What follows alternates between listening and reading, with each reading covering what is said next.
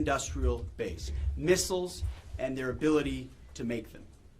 2, destroy their navy.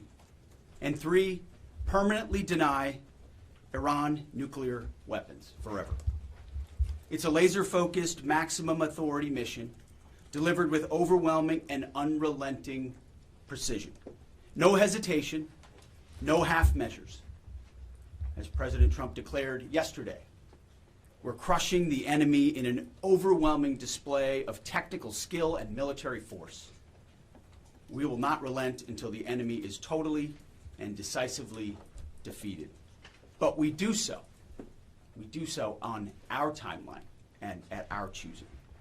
For example, today will be yet again our most intense day of strikes inside Iran. The most fighters, the most bombers, the most strikes, intelligence more refined and better than ever. So that's on one hand. On the other hand, the last 24 hours have seen Iran fire the lowest number of missiles they've been capable of firing yet. Just the bifurcation, just the trend lines that we talked about on our first briefing. You see, this is not 2003. This is not endless nation building under those types of quagmires we saw under Bush or Obama. It's not even close. Our generation of soldier will not let that happen again, and nor will this president, who very clearly ran against those kinds of never-ending, nebulously scoped missions. Those days are dead.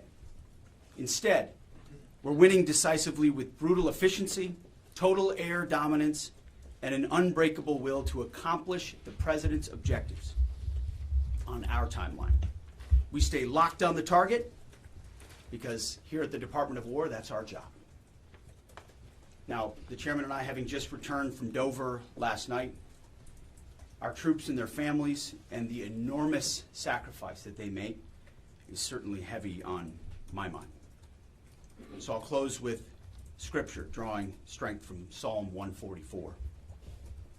Blessed be the Lord, my rock, who trains my hands for war and my fingers for battle.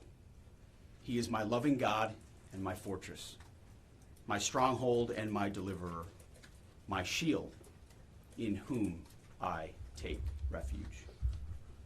May the Lord grant unyielding strength and refuge to our warriors, unbreakable protection to them and our homeland, and total victory over those who seek to harm them. And amen. God bless our troops and this mission. Mr. Chairman, over to you. Thank you, Mr. Secretary, and good morning, everyone, and thank you for being here. I'm here today to continue the updates to the American people and to those in the room on Operation Epic Fury. First, let me start with honoring our fallen. As the Secretary said, on Saturday and again last night at Dover Air Force Base in Delaware, our nation's leaders honored our returning fallen as they arrived home for their final time. Last week I shared a few of the names, and today I want to share the rest. Major Jeffrey O'Brien and Chief Warrant Officer 3 Robert Marzan were the final 2 fallen to return home, and members of the U.S. Army Reserve's 103rd Sustainment Command out of Des Moines, Iowa. Last night, as the news has been reporting, we honored the return of Staff Sergeant Benjamin Pennington of the U.S. Army's 1st Space Brigade from Fort Carson, Colorado. When I met Ben's family last night, his mom, his dad, and his sister, they showed me a drawing that Ben had made when he was in kindergarten. It was clear all the way back then that Ben wanted to do one thing in his life, and he wanted to serve his country and be a soldier. And to the Penningtons, just know how Ben was absolutely a great one. And finally, Major Sorfleet Davies, who returned home this weekend after sadly passing away from a medical condition while on duty in Kuwait. We welcome him home as well and mourn with his family. To the families and the families of all of our fallen, we share in your profound grief. The Joint Force remains eternally grateful for your sacrifice and the gift of a great example that your service members have given all of us. I want you to know that their names will never be forgotten, and you and your family are part of our Joint Force family forever. Let me talk a little bit about the progress thus far, acknowledging that Admiral Cooper will likely continue to give updates from CENTCOM. As the Secretary said, we're in the 10th, moving into the 11th day of Operation Epic Fury. The Joint Force remains focused on 3 military objectives: continue to destroy Iranian ballistic missiles and drone capability in order to prevent attacks on the U.S. and others throughout the region. And this means attacking launch sites, command and control nodes, stockpiles before they can threaten our personnel, our facilities, and our partners. Second, we continue to strike the Iranian Navy and their capabilities in order to do things like sustain movement through the Straits of Hormuz. And third, we continue to start working on and going deeper into Iran's military and industrial base in order to prevent the regime from being able to attack Americans, our interests, and our partners for years to come and project power outside their borders. This means servicing production facilities, research and development sites, and infrastructure. Let me turn to the map. We're going to try digital today to prevent laser injury. Since our last update, CENTCOM continues to make progress across the southern flank. To date, they've struck more than 5,000 targets. U.S. Strategic Command bombers recently dropped dozens of 2,000-pound GPS penetrating weapons on deeply buried missile launchers across the southern flank. We also have struck several one-way drone factories to get at the heart of their autonomous capability. And of course, alongside our regional partners along the southern flank, continue to execute intercepts against one-way attack drones using fighters and attack helicopters. Our strikes mean we've made significant progress in reducing the number of missile and drone attacks out of Iran. Ballistic missile attacks continue to trend downward, 90% from where they've started, and one-way attack drones have decreased 83% since the beginning of the operation. A testament to our air defenders and our air defense systems, and as I said, our partners in the region continue to do great work as well. Second, we're making substantial progress towards destroying the Navy. In the first 10 days of the conflict, we're more than 50 Iranian naval ships into the campaign using a combination of artillery, fighters, bombers, and sea-launched missiles. As Admiral Cooper noted last Thursday, we struck and sank an Iranian drone carrier ship, and U.S. CENTCOM continues today to hunt and strike mine-laying vessels and mine storage facilities. This work will continue. Third, against our objectives, we've begun to target Iran's military and industrial complex, again, focusing on centers of gravity to get upstream of the shooters out in the field in order to deny them the ability to continue to generate those one-way attack drones. Let me spend a minute talking about the Joint Force. Across the area of responsibility, this is gritty and tireless work, and I cannot begin to explain how incredibly proud I am of the extraordinary courage, tenacity, and grit and professionalism within the Joint Force. Last time I had a chance to talk about the Army's incredible logisticians who are out there sustaining the fight. Today I want to highlight a few groups of sailors. First, I want to thank the men and women of the Forward Carrier Strike Group and their families, and let all of them know how grateful I am for their leadership and service. The crews on board this strike group have already been endured months at sea only to get their deployment extended. These exceptional Americans, rogered up, all supported by their families, continue to stand the watch, taking the fight to the enemy over and over again, night after night. Aboard ships like the USS Ford and the Abraham Lincoln are a special group of sailors I want to highlight today. These are the men and women, the sailors up on the roof running operations on the flight deck. With an average age of the early 20s, these are the unsung heroes of naval aviation. These young sailors, known for wearing yellow shirts, are in charge of the catapults, taxiing jets around on the flight deck, shooting jets off the front end, and recovering jets off the back end. They are literally involved with every single movement on the roof on an aircraft carrier. They are the last ones that a naval aviator sees before getting shot off the front end, and the first one that a naval aviator sees after safely trapping on the back end. And just for a minute, imagine you're standing on that aircraft carrier flight deck. There's 30 knots of wind in your face. The deck is slippery, covered in grease. It's noisy. There are propellers spinning. There's jet blast everywhere. The helicopters are running. Your head is on a swivel, and you're trying to direct a multi-million-dollar fighter into a 1-foot square box so that those naval aviators can be shot off into the black of night to go do America's work. Those jets are fully loaded with missiles and bombs, and they are a world-class team combined with the naval aviation and the aviators in those jets. This beautiful symphony of American spirit is the definition of perfectly organized chaos. And these crews do it every single time the carrier is at work. Oh, by the way, in the middle of the night and oftentimes in the pouring rain. These are dedicated young people who take the road less traveled to serve their great nation, doing the deeds that we need them to do. America's enlisted force is the pride of every nation's military, certainly ours, and the envy of every other one as well. Each and every one of them out there across the joint force are extraordinary, and in particular today I want to highlight the yellow shirts. Ladies and gentlemen, our work continues. It'll continue to be difficult. I ask every American to keep our deployed force and their families in our thoughts. Combat deployments can be tough on the force and the families, and it's important that we continue to remember that. I remain deeply humbled by the 2.8 million members of the Joint Force, and I'll end where I started, and that's remembering our fallen and their families whose sacrifice will be felt forever. And with that, I'll take some questions with the Secretary. A beautiful symphony of American spirit. Well said, Mr. Chairman. Thanks, sir. And I will just note that no other country in the world is capable of executing what the chairman just described, day after day, night after night, unrelenting. Well said. Thank you. Yes, sir.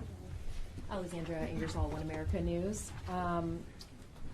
You talked, Mr. Secretary, you talked at the conference in Florida on Thursday that there was a 90% missile capabilities degradation and 83% drone degradation, and I know the chairman just repeated those numbers. We've seen the most amount of fighting these past 5 days. Is there any update to those percentages? And also, are you able to give any quantification of degradation to the enemy's nuclear capabilities yet? What those numbers represent is a persistent low ability to respond, which is what we're looking for, right? It's if the enemy can simply wait and then project power, that's problematic. And we've seen some spurts here or there, but ultimately the trend lines, if you look at the charts that we look at every day, have gone like this down to a flat. It doesn't mean they won't be able to project. It doesn't mean our air defenders still don't have to defend. They do, but that is strong evidence of degradation, along with the battle damage assessment that the Joint Staff does, which takes time. You've got to look at imagery and recognize whether something's been simply degraded or it's been destroyed, or whether an underground facility has been collapsed or completely obliterated. So there's differences in how you evaluate that, but the numbers staying that low is a demonstration of the efficacy for sure. Yeah, ma'am.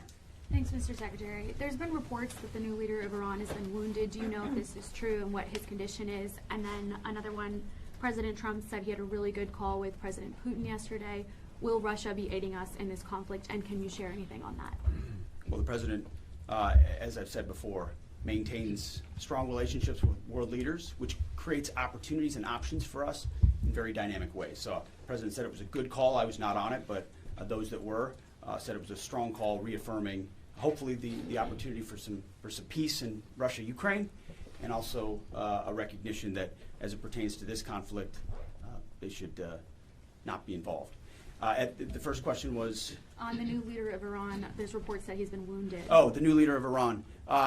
He would be wise to heed the words of our president, which is to not pursue nuclear weapons, and come out and state as such. As far as his status, that's not something I can comment on right now. Yeah, right here. Correct. Mr. Secretary, Eric Schmidt with the New York Times. A question for you first. Last week, you talked about this being the beginnings of an air campaign that could last 3 to 8 weeks. Can you give us your assessment on where we are now?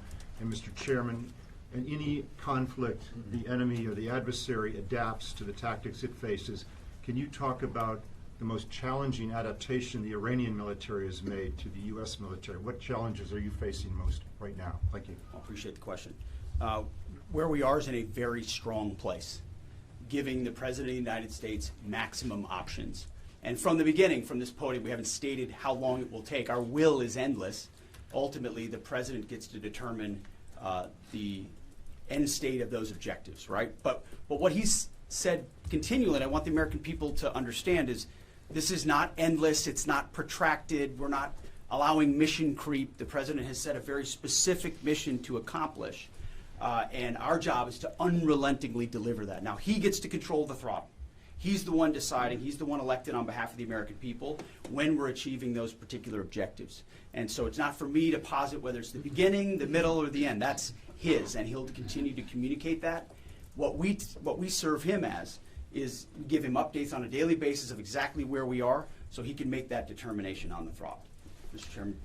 Thank you for the question on adaptation. As you're right, no plan survives first contact with the enemy or Murphy. They're adapting, as are we. Of course, we have very entrepreneurial warfighters out there. I'd rather not, for operational security reasons, tell them what's working. So I'm not a not answer that question based on that. But we are watching what they're doing, and we are adapting faster than they are. Are they more formidable than you anticipated, General? I mean, I think they're fighting, and I respect that, but I don't think they're more formidable than what we thought. Secretary Hegseth, thank you. Jordan Conrad's from Gateway Pundit. Axios reported, citing U.S. and Israeli sources, that U.S. was not happy with strikes on 30 fuel depots in Iran. While this is anonymous sourcing, it seems kind of congruent with what President Trump said yesterday, that there's certain spots they don't want to hit relating to energy infrastructure that would take a long time to rebuild.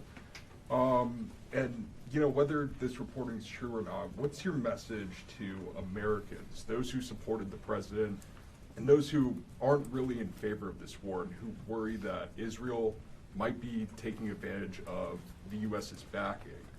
And then for Mr. Chairman, for you, I wanted to ask, when you say that we're moving inland, what capabilities does Iran have to shoot down jets over their land? And would that trigger some kind of rescue operation that could risk a bigger ground operation? Well, I would just state by saying Israel's been a really strong partner in this effort. Where they have different objectives, they've pursued them. Ultimately, we've stayed focused on ours. But what Iran has felt is the power of the world's two most powerful air forces. In that particular case, those weren't our strikes or that objective, or that wasn't necessarily our objective.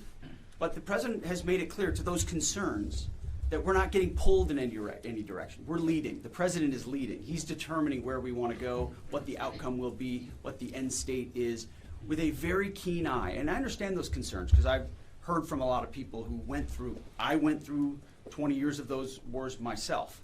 Worried about getting dragged in, worried about mission creep, worried about nation building or democracy expansion. That's never the perspective the president has pursued on this. Just because previous presidents and previous secretaries have decided to just pour more resources and more people in toward some unguided end state, doesn't mean that's the way the world needs to look today. In fact, the American people voted for a different approach. But what the president also stated from the beginning is Iran can't have a nuclear weapon. And it's one thing to say it. It's easy to say. Anybody can say that. I mean, Barack Obama said that. But to do something about it takes courage and resolve. But in that courage and in that resolve, you can also be very scoped in what you're trying to execute to ensure that the sacrifice of Americans, American treasure, American lives, all of those properly meet the objective that you're trying to accomplish. And certainly, as someone I talked out front about what the Iranians have done to our generation, yes, we're clear-eyed about it. But my job is to keep it scoped given the directive to the president to accomplish the mission. Thank you, sir. Thank you for the question. Most of their higher-end surface-to-air missile systems are not factors at this point in time. We're able to move around fighters that are moving deeper with relative impunity. Always some risk out there. I don't want to say that there isn't, and we'll always maintain and retain capability of doing search and rescue type of things, but I don't want to get into the details. But thank you for the question. Thanks, Mr. Secretary. President Trump told our team on the ground early this morning that the thing that has surprised him the most during the course of this operation so far has been the Iranian regime attacking countries that are not attacking them. I'm curious if that surprised you as well. And General, curious if you are open to the possibility of escorting vessels through the Strait of Hormuz, and if you could describe some of the challenges of doing so. Big mistake by the Iranian regime to start targeting its neighbors right away, exposing who they are and what they're all about, indiscriminate targeting, flailing recklessly at the beginning. I can't say that we anticipated necessarily that's exactly how they would react, but we knew it was a possibility. And I think it was a demonstration of the desperation of that regime then and that regime now, that they still think their pathway out is to try to alienate their Arab partners even more, who've instead decided to come to us and have been willing to go on the offense, have been giving us access, spacing, and overflight in a new partnership that will continue to remake the region the way that President Trump did with the Abraham Accords. So you're pushing those countries in our direction to support this effort, further alienating Iran. And I think it's worth underscoring. I see in the media banners that say, war expanding or war spread. It's actually the opposite. It's actually quite contained, and more of those countries are coming on side, recognizing that you can't live under a conventional umbrella with nuclear ambitions with a radical regime like that. Again, properly scoping the objectives in the process. And then you want to talk about the Strait? Sure. On the potential, if tasked to escort, we'll look at the range of options to set the military conditions to be able to do that. And then, like we always do with every potential mission, come to the Secretary and the President with both what are the resources required, what is the command and control required, and what are the risks, and how do we mitigate those risks. So we're looking at a range of options there, and we'll figure out how to solve problems as they come to us. But I would reiterate also to add to what the chairman said, the truth the president posted last night about that, saying if Iran does anything to stop the flow of oil within the Strait of Hormuz, they will be hit by the United States of America 20 times harder than they have been hit thus far. He goes on to say, death, fire, and fury will rain upon them. You've seen the truth and read it. But he takes very seriously the condition of that straits. We have capabilities that no other nation on earth has, and we're certainly working with our energy partners across the administration to control for that. That's part of that scoping of this. The world needs to understand this doesn't have, this isn't intended to be, nor is it something that will expand. We know exactly what we're attempting to achieve here, scoped properly, and the American people can count on that for sure. Mr. Secretary, will you hold anyone accountable for the school bombing in Iran? Secretary Hegseth. President Trump has long said that he wants to minimize the loss of life in war, which wherever it occurs in whatever country, which so many people obviously appreciate. Can you detail the specific measures the Pentagon is taking to minimize civilian casualties and strikes inside Iran? And secondarily, is the Pentagon prioritizing replenishment of precision-guided munitions, long-ranged strike weapons, or air defense interceptors? And can you share any details on which systems are being prioritized? Yeah, seeing it from the inside every single day, including this, no nation takes more precautions to ensure there's never targeting of civilians than the United States of America. From the boat strikes in the Caribbean, where every single strike is assessed to this campaign here, no nation in the history of warfare has ever attempted in every way possible to avoid civilian casualties. And frankly, that's a point that just isn't appreciated enough.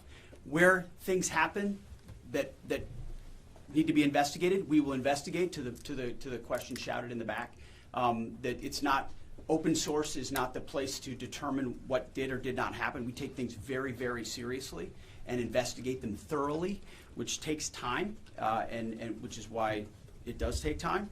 But ultimately, unlike Iran, who targets civilians indiscriminately, who we've seen in the intel moving rocket launchers into civilian neighborhoods, near schools, near hospitals, to try to prevent our ability to strike. That's how they operate. And then they set the targeting of drones and missiles toward civilian targets, hospitals, hotels, airports. CENTCOM's been very good about putting that information out. That's how terrorist regimes fight. They target civilians. We do not, and I can tell you this administration and this Pentagon focuses on that very, very closely. Does that mean you hold someone accountable? Does that mean you will hold someone accountable if it turns out that that was a This U.S. morning, munition? the Iranian government is saying a lot. They continue to say they're prepared for a long war. If that's the case, what could you tell the American people as far as the steps the Department of War is taking to make sure our troops have the protection and the resources they need as the mission continues? I think there's one thing I can sleep quietly at night knowing is that we're giving every resource humanly possible to our troops on the front lines to ensure they're protected. In fact, as I said in that first press briefing, even before we set the offense, we set the defense. We made sure we had the ability to defend, and then we moved as many Americans off the bases and into other places as possible. So as this progresses, the chairman, or the question was asked of the chairman about how the enemy adapts. Well, of course, we adapt too, in real time. And to watch our warriors iterate on air defense and interdiction, on drones and missiles and how we get after it, it's incredible how they refine the tactics, bring in new assets to find different ways of getting at emerging technologies. So that is one of the things we're laser focused on every day. Yes, we're going on offense more effectively than any country in human history, but we're also ensuring that in every way possible we're defending the best Americans we have who wear our uniform, no doubt. Let's do one more. Thanks, Secretary Hegseth. The president has indicated that maybe the operation will wrap up sooner than he thought it was going to. What's the plan once the U.S. stops military action? Will the U.S. play a role in the aftermath, or will they leave Iran to sort it out? Ultimately, the aftermath is going to be in America's interests, our interests. We won't live under a nuclear blackmail scenario of conventional missiles that can target our people, which is why the objectives have been scoped from the beginning. Missiles, missile production, defense industrial base, Navy, all in service of ensuring they don't have nuclear power projection capabilities. That's what matters to President Trump, that's what matters to the American people, and ultimately that's why we're so laser focused on ensuring those objectives, and those objectives alone, are met. Thank you. Secretary, this is very complete. Highly enriched uranium? Who's responsible for securing it? Was it a mistake to reject Ukraine's help?